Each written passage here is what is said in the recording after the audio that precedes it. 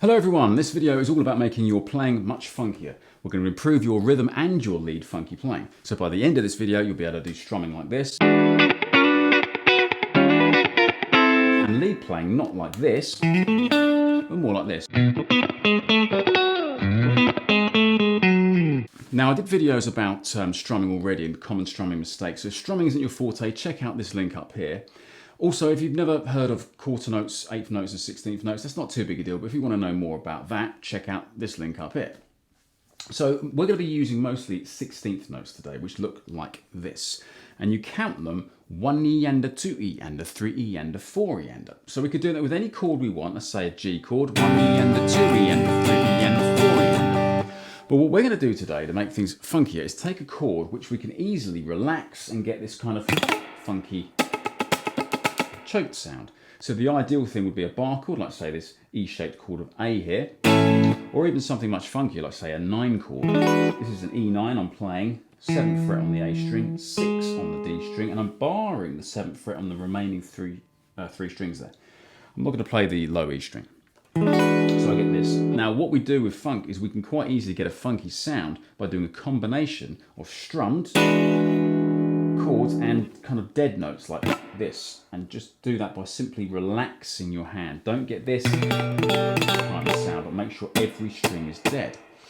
So what we can do then, if we take a 16th note or semi-quaver strumming pattern, we can do this 1E and a 2E and a 3E and a 4E and a, or choke the notes 1E and a 2E and a 3E and a 4E and a, or combine the two things together, do some kind of mix. But whatever we do, this hand should constantly be on the go. This is your engine. It should never stop ticking. Okay, so let's try this rhythm up here. We're going to play half a bar of 16th notes and then half a bar of, we'll call them ghost notes. So we're going to go 1E and a 2E and a 3E and a 4E and a 1E and a 2E and a 3E and a 4E and a, and then quicker. 1E and 2E and 3E and a 4E and a 1E and 2E and 3E and a 4E and a. Do that at whatever tempo works for you, maybe with a drum machine or a metronome, and work your speed up. Now let's make it more difficult. Let's do one beat of each. So we'll go 1E and a, relax, 2E and a, squeeze, 3E and a, relax, 4E and a, 1E and a, 2E and a, 3E and a, 4E and a, 1E and a. Now don't make this hand think too hard. We don't want this hand to suddenly sort of stop what it's doing and kind of go, This hand doesn't know what this hand's doing. It's just constantly moving. There are exceptions to this where we do clever things with this hand, but most of the time we're going to do this simple, constant 16th note thing. So 1E and a 2E and a 3E and a 4E and a. Now we'll make it harder. We'll now do half a beat of each. So we go 1E and a, 2E and a, 3E and a, 4E and a. Faster.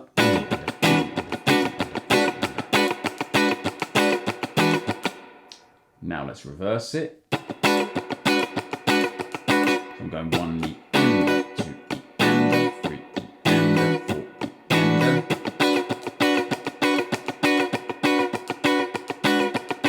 a. Now let's get really interesting. This is a kind of real world kind of application for this. Have a listen to this pattern. Okay, what I'm doing there is I'm strumming one beat out of every 3. So I'm going 1E and, that's 3 strums, and then same again.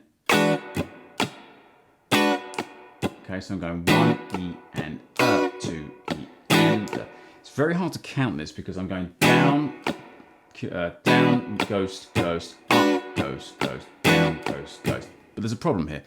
I'm now thinking too hard about the strumming pattern.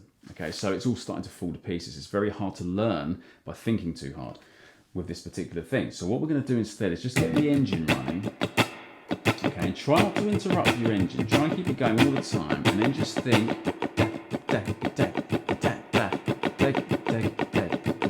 this hand doesn't know, it's just constantly moving, and this hand's going to squeeze when I tell it to. Squeeze, squeeze, squeeze, squeeze, squeeze, squeeze, squeeze, squeeze. Don't do this. Stop and start, that doesn't work. Get your engine running. 1, 2, 3, 4, squeeze, squeeze, squeeze, squeeze, squeeze. Slower.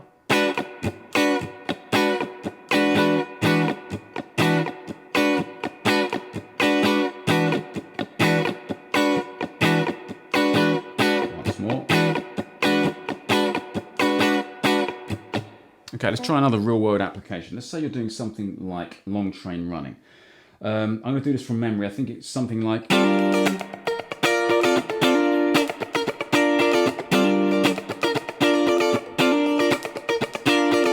Even if that's not completely right, it works, and I'm just obeying my memory, which is telling me when to squeeze and when not to. This hand is always 1 E and a 2 E and a 3 E and a 4 E and a 1 E and a 2 E. And this hand's playing a G minor 7 chord, which I occasionally take off and then put back on again. So I get...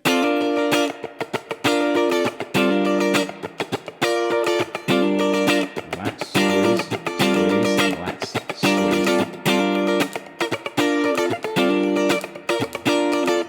Now, what about the solos? I talked about soloing. Well, we can do the same kind of thing, but it's a little bit harder. We have to kind of localize our strumming onto just a few strings. Let's say we're taking a B minor pentatonic scale.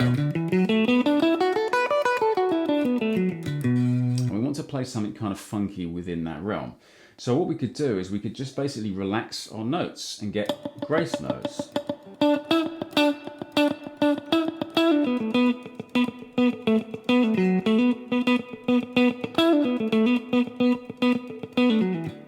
So on. Okay, so I'm just relaxing the notes. So a good way of doing this is to take 16th notes and just try and move up the scale and put some of those grace notes in. So you could do something like 1 E and a 2 E and a 3 E and a 4 E and a 1 E and a 2 E and a 3 E and a 4 E and a 1 E and a relax, 2 E and a relax, and so on, and then shorten it. 1 and then one of each. And then try and randomize it. So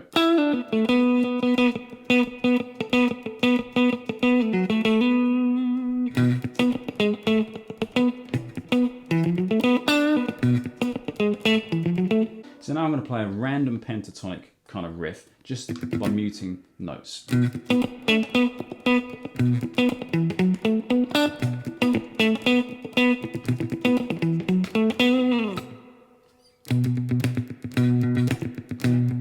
Notice sometimes I use my fingers like this to get a very solid kind of muted sound. You don't have to, you can just relax. You might get a harmonic if you do that, so in which case, use more fingers. So an example of this in the real world is when Nile Rodgers played The Freak with his neck pickup. So he did this kind of thing.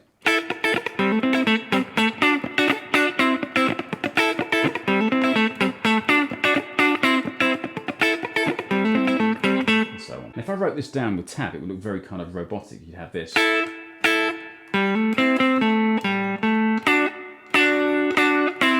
Something like that, right? But what I want to do is try and get this little mini strum. Not a lot of strings, just a little mini strum in the gaps. So I get like that.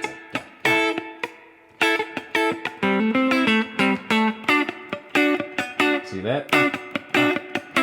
Okay, all I'm doing is doing a very localized strum on just a few strings. But the principle is the same as what we did with the strumming. Notice that my hand is constantly moving.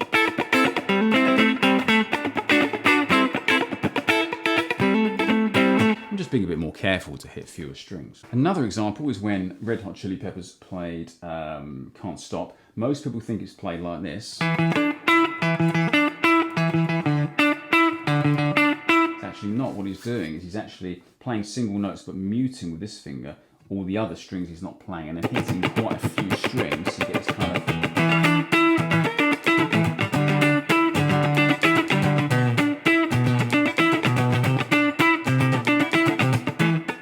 so on. No video about funky strumming would be complete without talking about triplets. These are very difficult. So a triplet can be counted as 1 2 3 4 so 1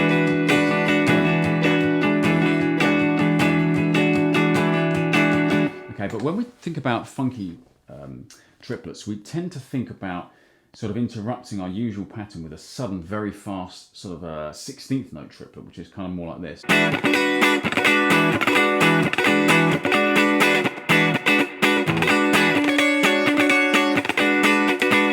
It's basically, it's a bit of a cheat actually. I'm not hitting many strings. I'm having to sort of localize myself again on just a few strings because it's so fast. I don't have time to cover all of the strings. I might just hit 2 or 3, and it's a flick of the wrist. So this kind of thing.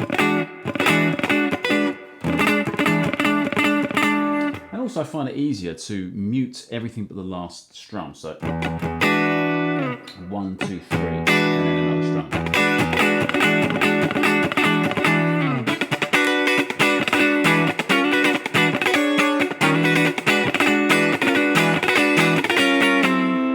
Anyway, that's so fiddly, I might actually have to do a whole video just about strumming triplets. Anyway, thanks for watching. I hope that was useful to you. If so, please click like and subscribe. Thank you, and I'll see you next time.